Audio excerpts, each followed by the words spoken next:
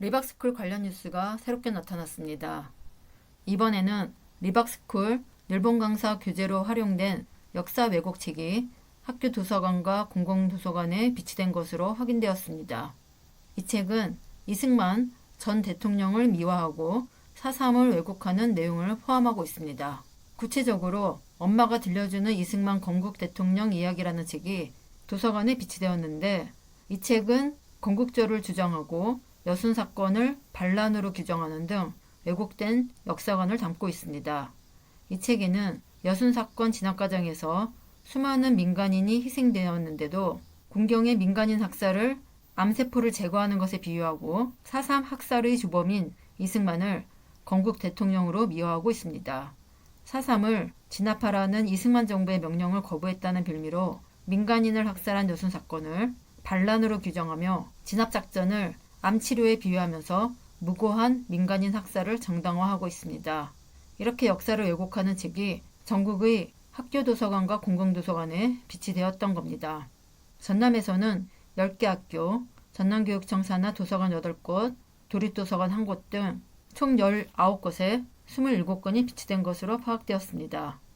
서울 지역은 소중고 94개 학교 도서관에서 158권을 소장하고 있는 것으로 파악되었습니다. 학교급별로 보면 초등학교 76곳, 중학교 12곳, 고등학교 6곳이었습니다. 이승만 전 대통령이 졸업한 배재학 등의 후신인 배재고는 이 책을 41권이나 보유하고 있었습니다.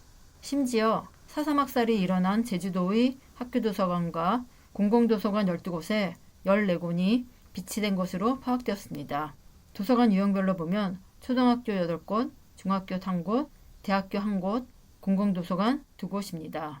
특히 4.3 당시 마을 주민 수백 명이 빨갱이로 몰려 한꺼번에 학살당해 현기영 소설가의 순이삼촌 무대가 되는 제주시 북천 초등학교 도서관에도 버젓이 이 책이 비치되었습니다.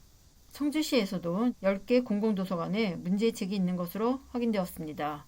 시민 세금으로 극우 역사 왜곡 도서가 구매되고 아무런 제재 없이 비치되고 대출되었던 겁니다.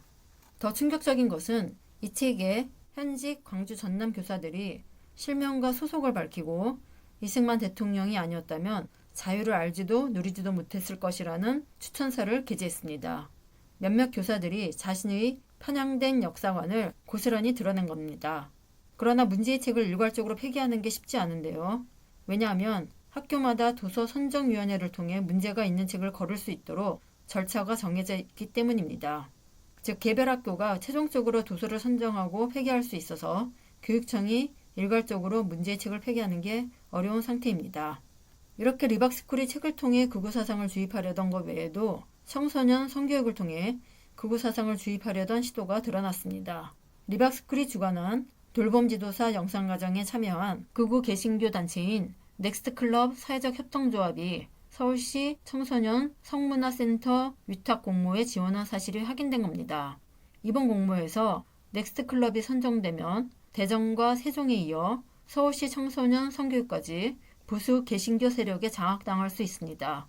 넥스트클럽은 지난 2019년 성교육 현장에서 성폭력을 당하지 않으려면 여성으로서 성품을 갖춰야 한다고 말하고 혼전 순결을 강조하는 등 성차별적이거나 혐오적인 내용을 가르친 것으로 알려져 있습니다. 특히 반동성애를 주장하며 차별금지법과 학생인권 조례 등을 적극적으로 반대해왔습니다. 또 성교육 강사 양성과정에서 교육부의 인가를 받은 교육전문기관이라는 허위 광고를 해온 사실도 최근 밝혀졌습니다. 넥스트클럽은 SNS를 통해 여성가족부와 교육부의 민간 전문기관으로 선정되었다는 홍보물을 배포했지만 사실은 여성가족부의 인가만 받았을 뿐 교육부의 인가를 받은 것은 아닌 상태입니다. 이렇게 넥스트클럽이 성차별, 동성애 반대, 허위 광고 등의 문제가 있음에도 서울시는 넥스트클럽이 서울시가 규정한 수탁법인 자격 요건에 해당하는 기관이라면서 리박스쿨과 연관된다고 하더라도 심사에서 배제하지 않을 방침이라고 말합니다. 서울시의 문제의식이 매우 일천하다고 볼 수 있습니다.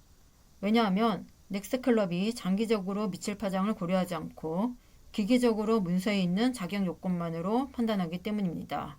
시민사회에서는 넥스트클럽이 서울시 청소년 성문화센터 운영을 맡으면 정치적, 교육적 측면에서 문제가 발생할 수 있다고 우려합니다.